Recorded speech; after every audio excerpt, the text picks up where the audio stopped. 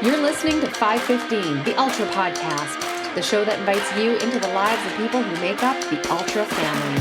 Here's your host for these conversations, Larry Ryan. Thank you, MJ. Today's episode will be a little shorter than usual as I have just one guest. And unfortunately, no Steve King story. Steve has been working really hard in his regular day job and has recently had to fight off the COVID. Get well, Steve, and we look forward to a new story in the next episode. Today is the first of my athletes in profile for the 520 Canada race. I thought it would be appropriate to start with a man who has already competed in the race. In fact, this will be his third time at Ultra 520 this August, and he has also competed in Ultraman Israel. He has 16 Ironmans on his resume, along with several trail running races, including the Hong Kong 100 and the Azores Columbus Trail. His biggest achievement, however, thus far, was winning the IUTA World Cup double Ironman distance in Austria with Spain's best time ever of 24 hours and 55 minutes, beating the previous best performance by a Spaniard by more than half an hour. Joining me today from San Antonio, Texas, is Spain's Ramon Lopez Mendizabal. Hello. Hi, Larry. Very, very nice introduction. Very flattering too. Thank you. You're welcome. You're from Barcelona, so what has you out in Texas right now? Oh well, I'm working, or I will be working from tomorrow off on, better said. So I came here because I have a conference, a wind energy conference, which is the field I work in. It's interesting because you've traveled the world doing all of these different races, and from what I understood and have seen your work as well, that you also get to travel the world. Do you ever get that opportunity to put two trips together and get a race in while you're working? Let me think. I don't think. Yeah. Yeah.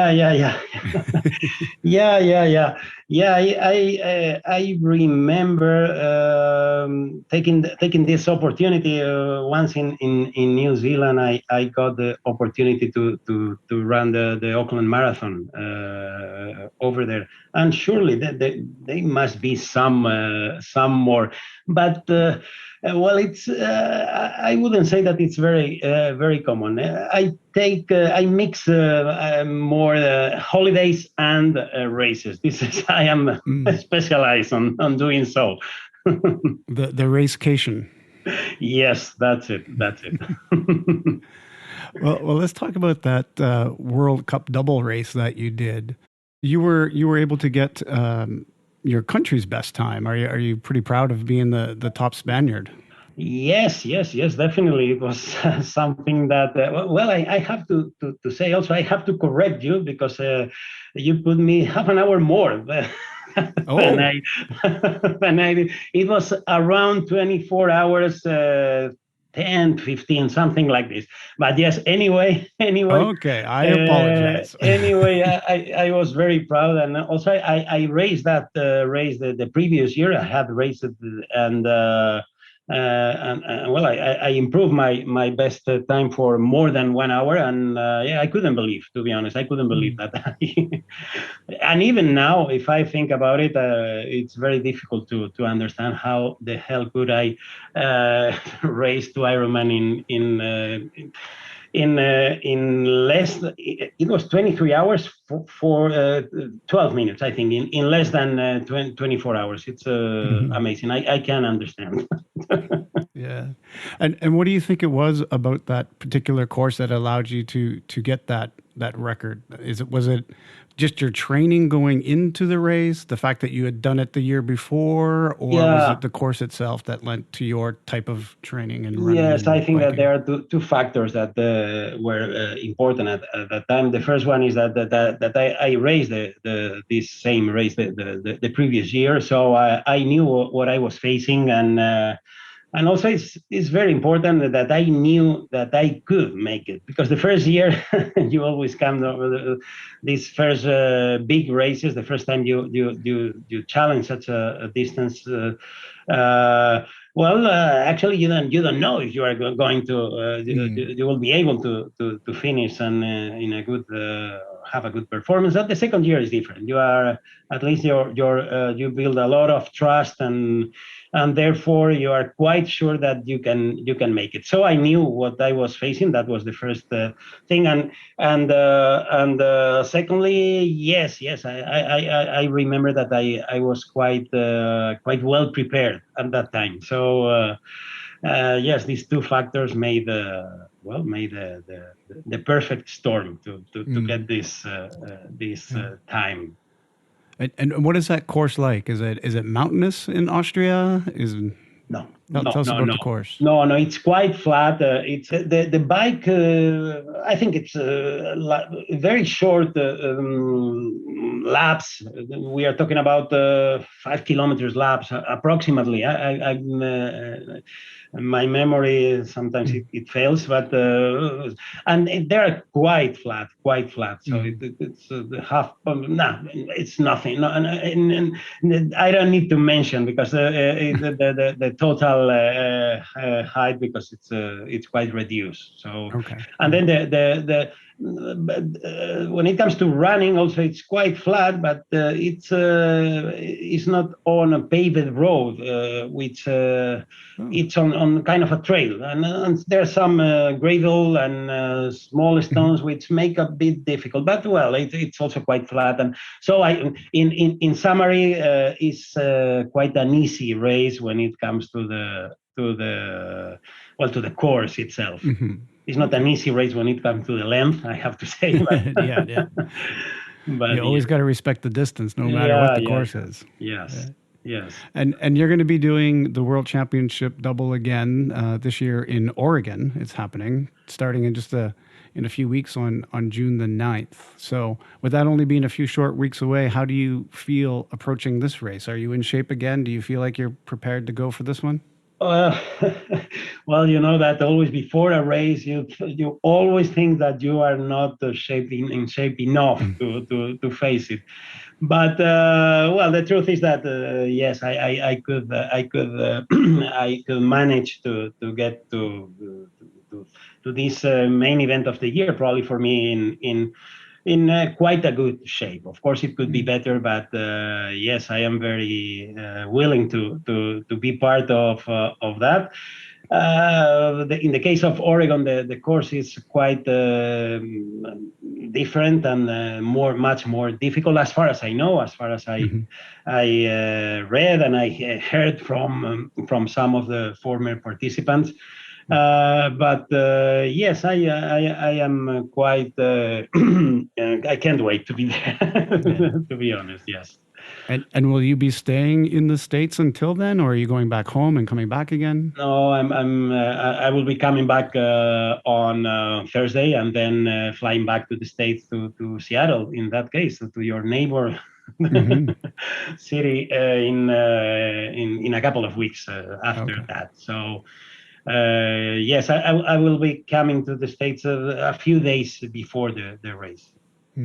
Lots of air miles. Yeah. Well, as I said before, you looking at your race history, you seem to have raced in every major city in Europe, in addition to numerous places around the world. You have those 16 Ironmans and some 50 marathons, and also some bike tours, I understand. So people that are listening to this podcast, they like to hear about those great race destinations, those places to go to for a racecation, as you were saying. So what are some of the favorite places that you've raced based on like the full package of the race, of the location, the ability to stay and enjoy some racing and have your family maybe come with you? What are some of your favorite places and races you've done? Yes, there are a few of them, but the first one, and please, I'm not saying that because you are Canadian.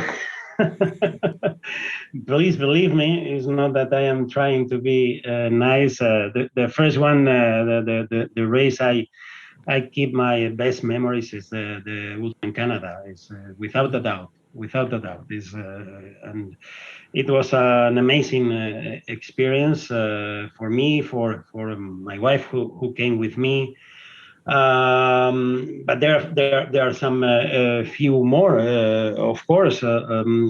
Let me think. You mentioned before the Hong Kong 100 kilometers trail race. This is impressive as well. The course, the how hard this course is, the views, the whole environment as well. A lot of people.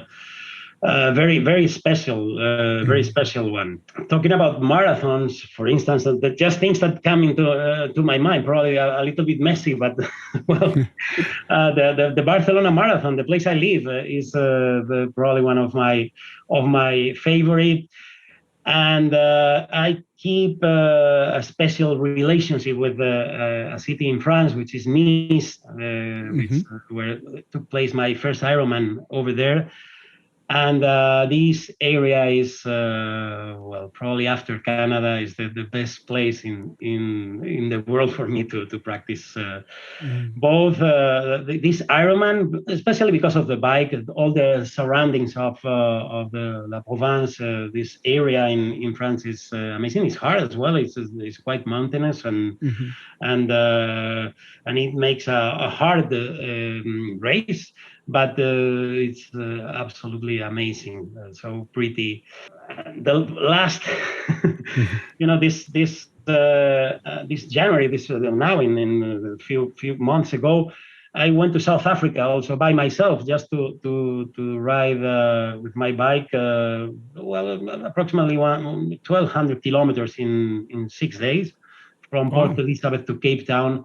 And the Cape Town area, well, all the course itself, it was incredible. But the area near Cape Town and the Cape of Good Hope, this is something out of this world. Something out of this world. So this is also a place that even I didn't race there. I just I race against myself, but not in an official race. Yeah. This is an amazing experience that everyone that has the opportunity to do should do. There are some few, especially bike races over there, quite famous, that they are worth a go. And we'll get on to talking about the 520K Canada in just a second.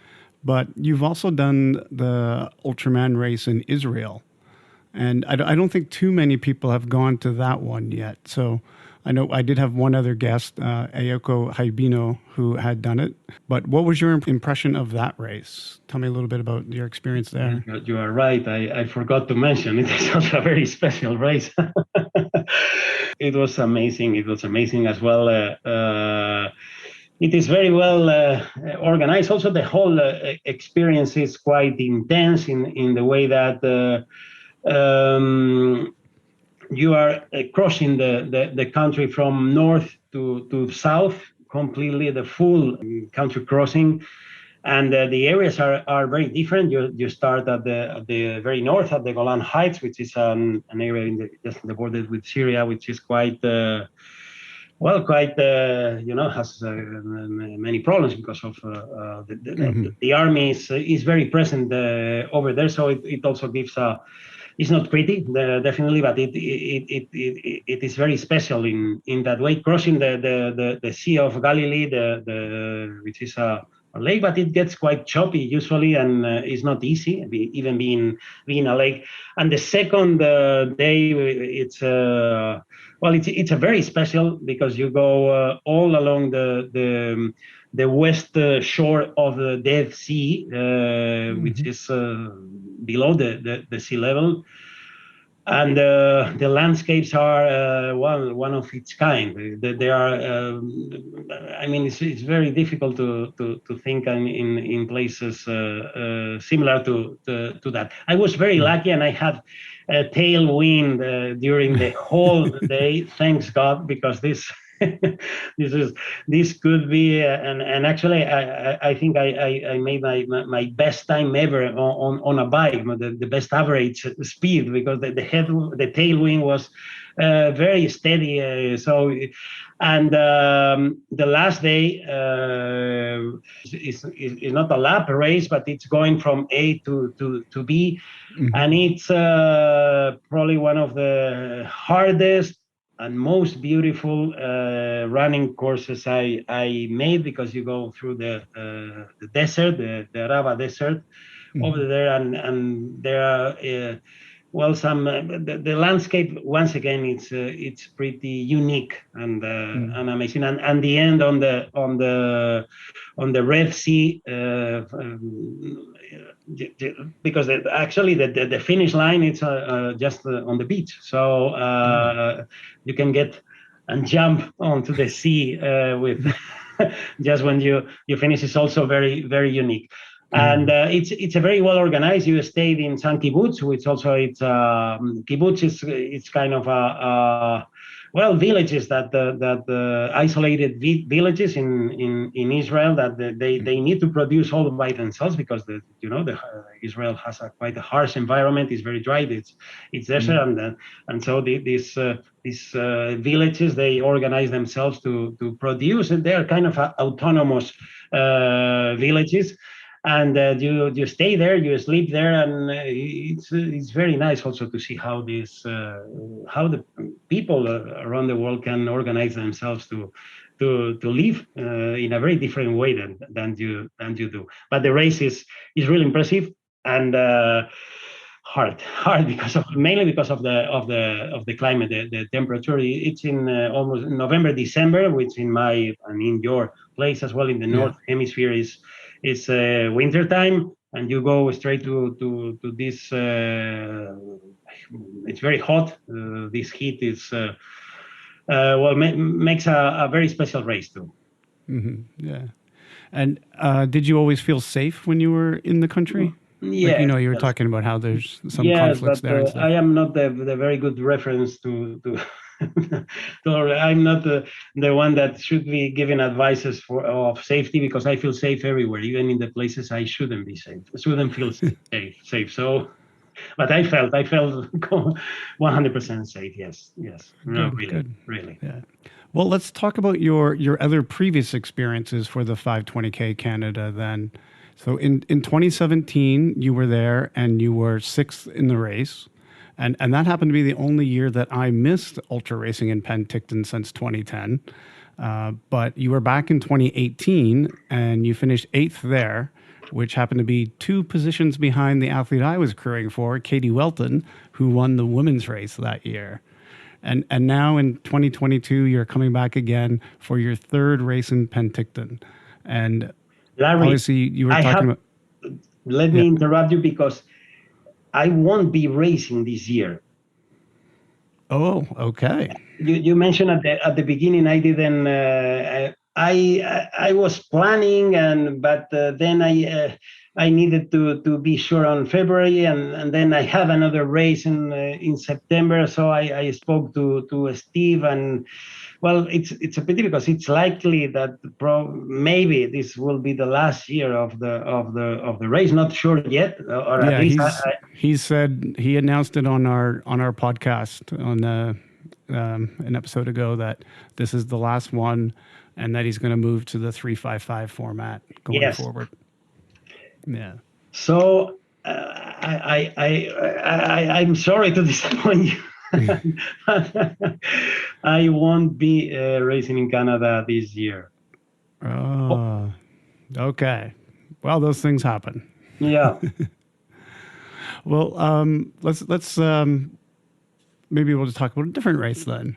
So, given all the races that you have on your resume, is there any race out there that you feel like you have some unfinished business with? Maybe one where you didn't have the day you want it? Oh yeah, there is one for sure. Probably much more, but there is one that that I couldn't finish, and it wasn't due to any specific problem. That it was just out of exhaustion that I couldn't finish, and actually since then. Which race was that? The name of the race is Camí de Cavalls. It's a race that is on the island of Menorca in Spain. It's approximately 180 kilometers trail running race. In principle, the profile shows no big mountains, and there are not big mountains on the island, but I can tell you that the profile doesn't show the truth. I mean, it's constantly up and down. Well, the fact is that I had to the race on approximately on I gave up on kilometer 120. I remember I couldn't. It was just a matter of exhaustion, and this is an unfinished business. But the truth, and this I'm going to confess something that not many people knows. I don't dare to go back. I feel that I have this unfinished business, but I don't want to go through the same extreme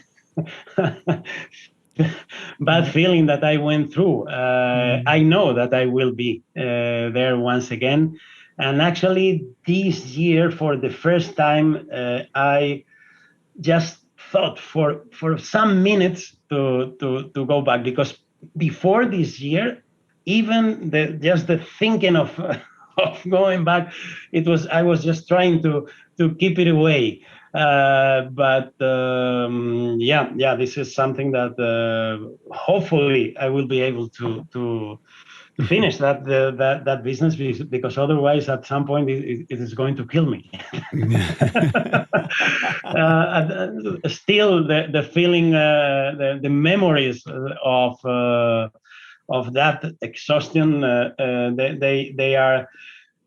they weigh more than the desire of coming back. But at some point it will change, and then I have to go. Yeah.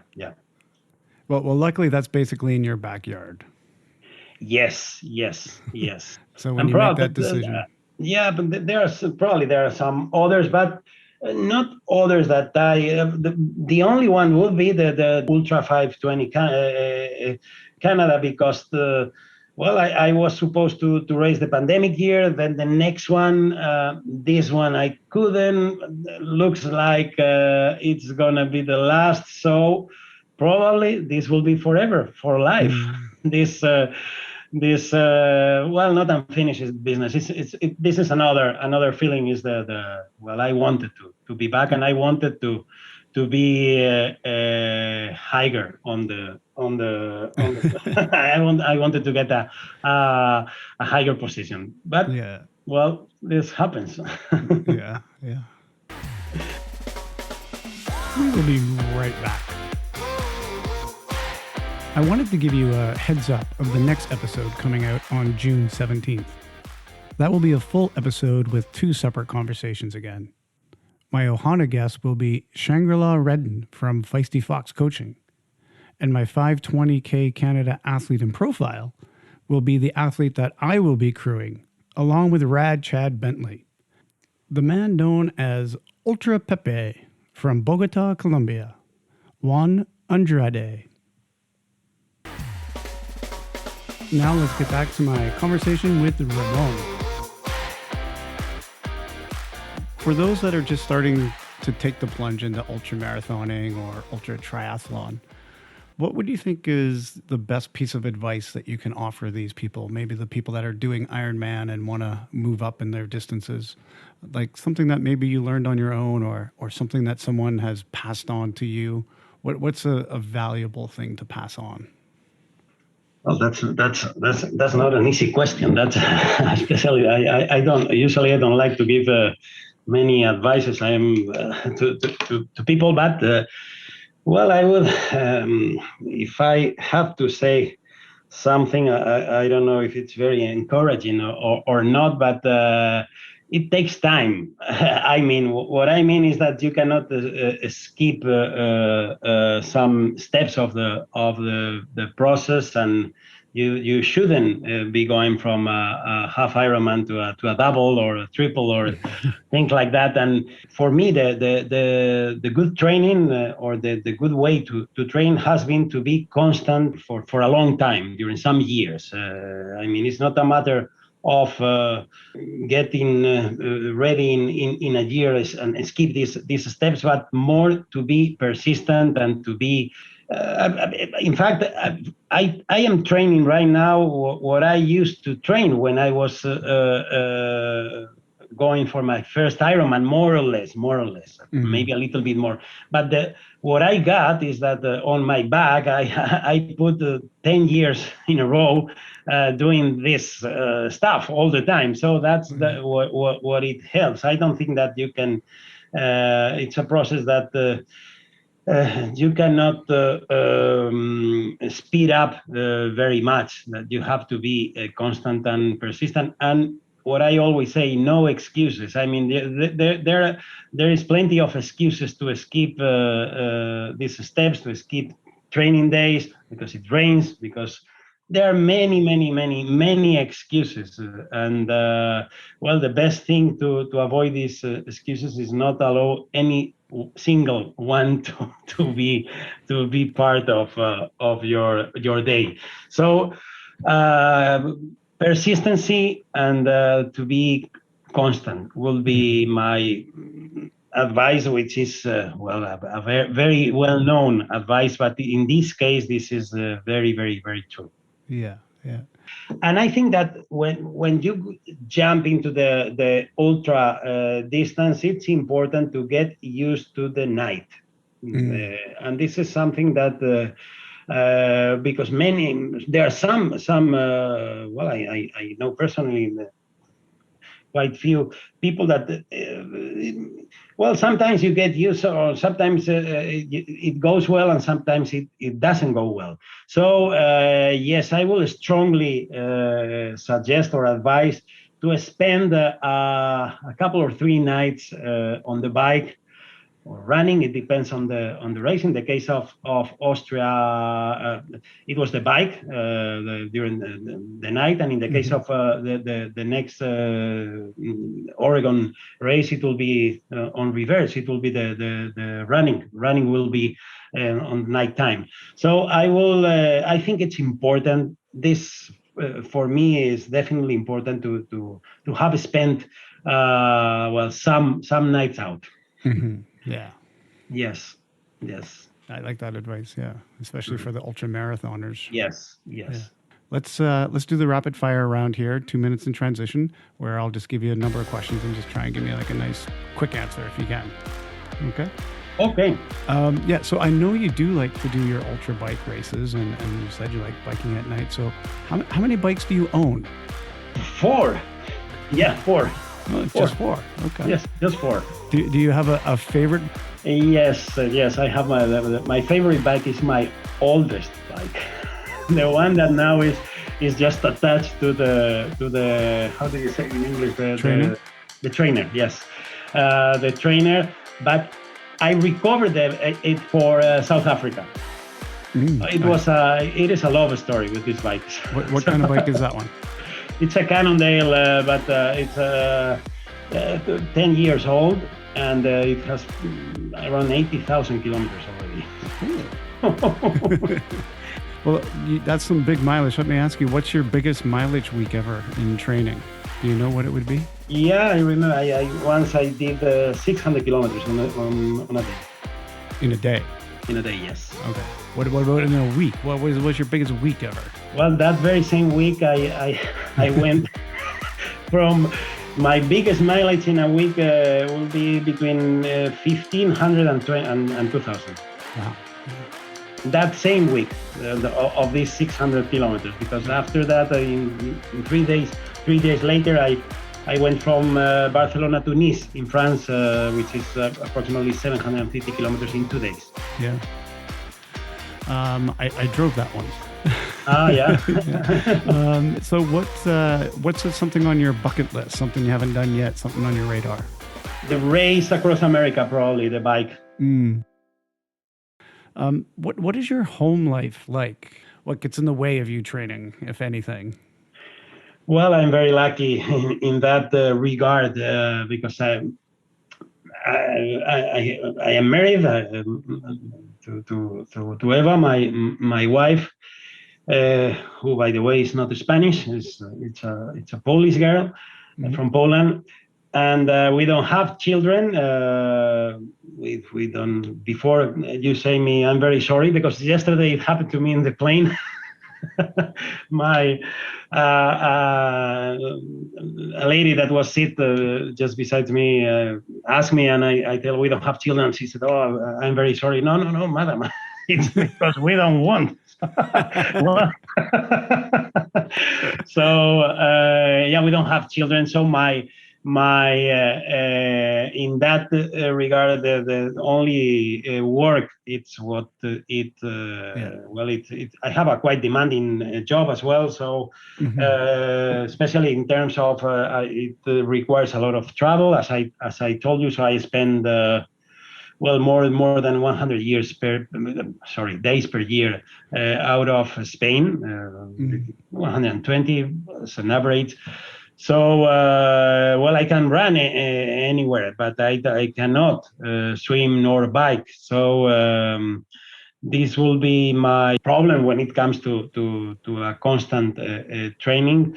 But my regular day in Barcelona, where I live, is I am civil engineer. I work quite close to my place. I commute by bike. So I don't own even we don't own a car. We don't have a car at home.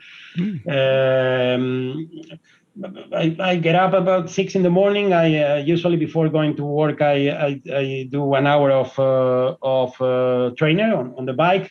Then I go to work. At lunchtime, instead of having lunch, I go to swim 4 kilometers as an average, and then I'm back around 7 p.m. and well, usually I run for an hour. Always, not every day, but most of the days I am at home in Barcelona. But I have quite a regular life. Otherwise, I mean, yeah. I like to spend time with my wife. I like to travel with her also a lot. We enjoy very much also being at home. But well, we go out quite often as well. It's not that we are constantly at home. No, far from that. Actually, we like very much to. And does she work as well? Does she have a job that she can get away from and travel with you and do the races and be your crew chief? And yeah, she has a job, but since 2 years, the job is her job. She changed her job, and now it's a bit more demanding. And well, she cannot come to all my races. I'm more lucky when it comes to the ability of having this. We have holidays, and during the holidays some race, but we focus on holidays, not on the race. That's I mean, I think it's important to have a different life, and not only sport life, and also, well, that's not to involve, not to involve or to. You have a good balance. Yeah, exactly. Yes, that's key. And she likes very much what I do. Otherwise, it will be impossible. And I can do thanks to her, mainly among other things. And definitely, it's a fact. But well, I have a very nice life aside of the sport as well. This balance is very important indeed, Larry. Yeah. And, you know, I actually want to get into asking you a few questions about your job because I think it's interesting. You work in renewable energy. Can you just tell us exactly what part of renewable energy you're working in? So we are focused on mainly on infrastructure for wind and solar parks on and offshore. What would be the big major differences between building, like, say, a wind farm on land versus on the sea? Well, it's completely completely different. It's like comparing a regional league with the NBA. It's something, nothing to do. The difference when it comes to the offshore is the how difficult is to install things on the sea, and also how difficult is to maintain. The maintenance also. Right. It's a very, very key aspect. Just bear in mind, and I am finishing that. If something fails in a wind farm located 70 miles away from the coast in the North Sea, probably you will need 3, 4, 5 months. You'll need to wait 3, 4, 5 months if it happens in winter, for sure. Yeah. So this shows you the importance of having reliable technology and the importance of proper maintenance. Mm-hmm. And that's where you come in, right? You're the engineer of the actual structures. Yes, exactly. Yeah. And from what I could see, looking you up, you're kind of like right up there at the top of the game here of people that know this stuff. You get flown all over the world to tell people about how to build these things. You've written a book. So I'm guessing you're probably one of the most important up there people when it comes to building these wind farms. No. I'll say it. You don't have to say it. I will say that the company I work for is one of the relevant actors in the industry. Worldwide when it comes to structural design specific for wind farms. Mm-hmm. Yes, in that way, it's not my achievement. Is my company's and my team achievement. Yeah. It's true. Mm-hmm. Is there a specific size that you would like max out on a wind turbine? Like, does it get too big to be effective? Like, is there a size that's like it gives you the most power, but then you don't lose anything based on the size? It's a very nice question, turbines are getting bigger and bigger, and it looks like a non-stop race. It's something that I thought that at some point they were going to get to stabilize in some way, to stabilize, but the bigger it is very obvious, but the bigger the blades, the more energy you can capture from the wind. Mm-hmm. But bigger blades require higher towers, mm-hmm. and higher towers require bigger foundations, and it requires more investment. So it's a matter of cost effectiveness mm-hmm. at the end of the day. From a technical point of view, now I would say that as long as the wind pays it for, the bigger the better. Mm. And from a technical point of view, bear in mind that the blades right now, for onshore, you can find blades of 80 and even 90 meters blades with a single blade. So the rotor diameter is above 170 meters. We are talking about the biggest in that case turbine. But from a technical point of view, all the materials are improving. So there is no, of course, it's a limit, but we haven't reached this limit. It's a matter of cost effectiveness. As long as the wind pays it, in the form of electricity, mm-hmm. The turbines will keep growing and growing for sure. Mm. And do you think that we're on a path where like the solar, the wind, will become economical enough to overtake those other dirty types of energy? Absolutely. Are we on the cusp of that now? Where are we at? Have we gone over the hill? Yeah, no. Absolutely, they will, because among other things, they are already. They are already. I mean, the time where the subsidies were required is over. Don't. Right before, I used to say that the renewable energy was green. Just green, and now we can state that it's green and cheap. That's things have improved when it comes to the to this cost effectiveness that I mentioned before. And yes, the future is definitely renewable. And right now, it's solar is probably the cheapest energy that exists right now. And do you see that, again, given where winds are strongest or the most energy can be absorbed in solar, will there be countries that put in the infrastructure and become like the new gas producing countries? There'll be the wind and solar producing countries, and other countries that aren't as fortunate to have the right environment won't be able to, and they'll still be buying from another country. Is that going to happen as well?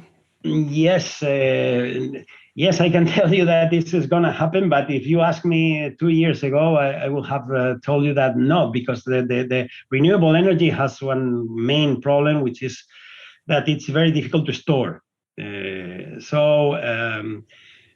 Usually, up to now, the energy that you are not putting into the network, the electrical network, you are losing it.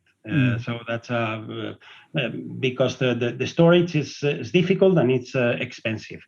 But now there are new sources like hydrogen that is allowing the energy to be stored. And therefore, what you mentioned before, which is very interesting, is that from now on, it will be some possibilities of exporting renewable energy, which was not possible so far, up to now, sorry, because you couldn't storage this energy in an effective and economical way. But now, turning this renewable energy into hydrogen, you will be able to put in boats or in tanks, and then move it to some other countries, regions.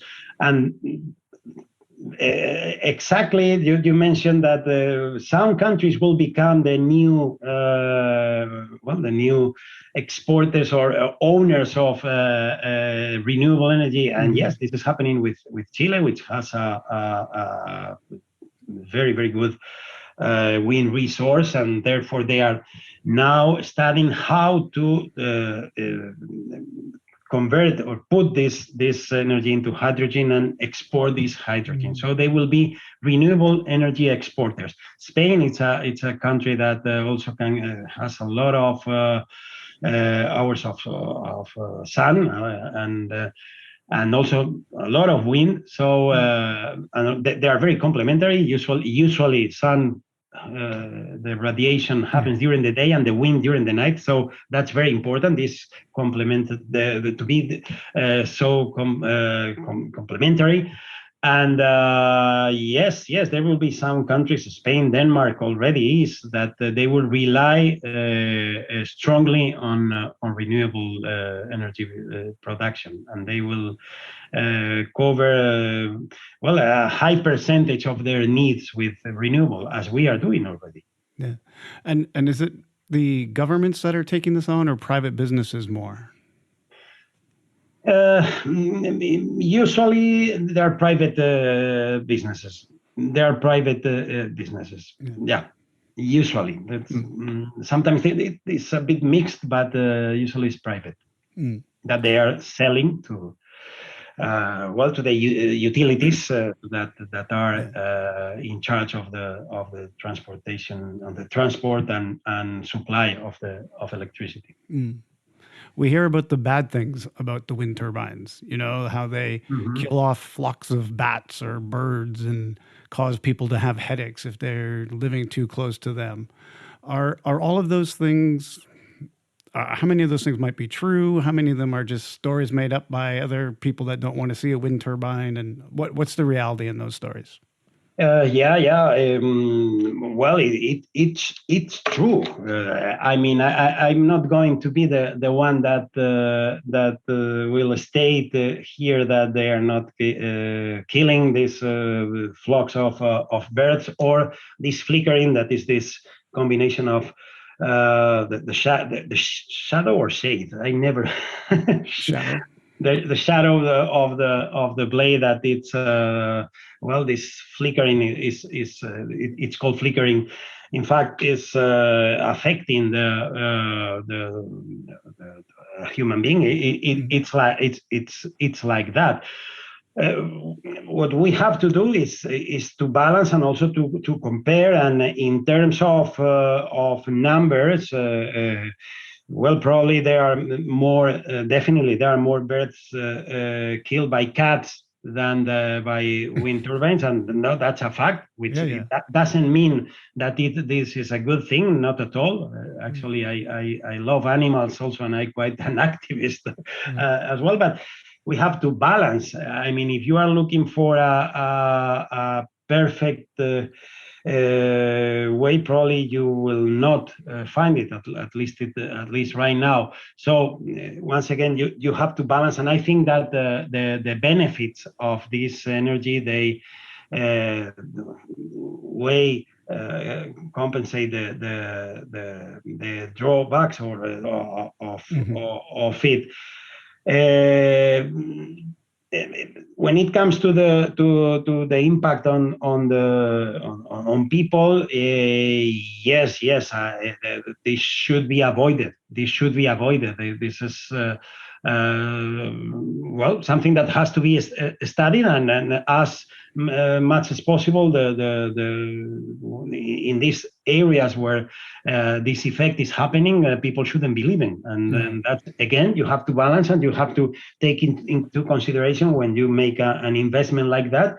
Try to provide alternatives to it. That's a fact. Anyway, I believe that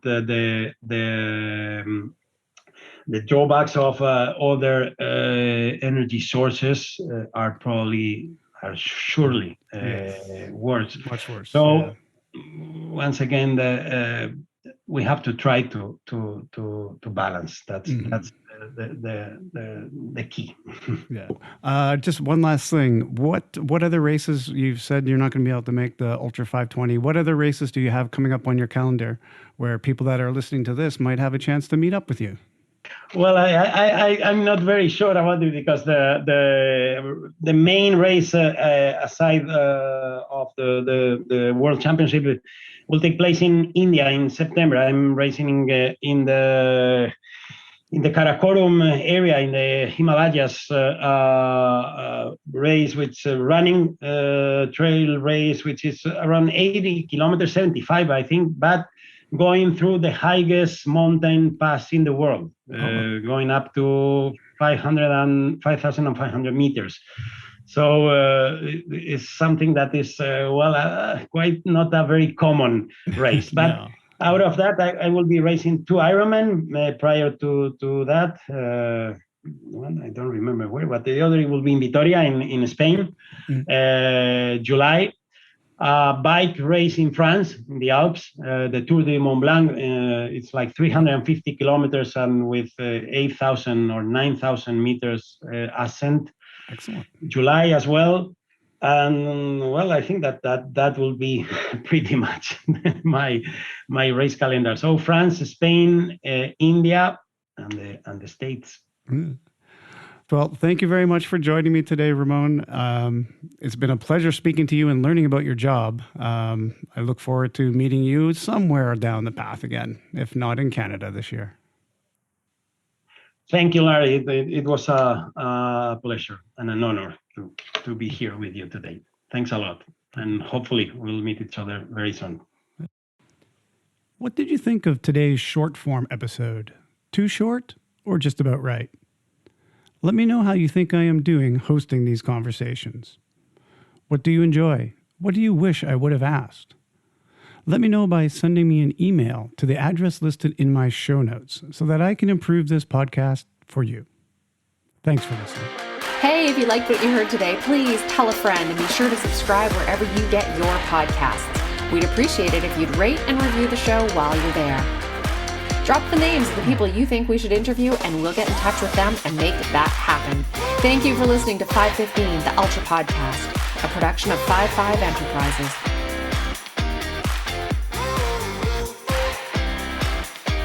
Now really, go subscribe now before you forget.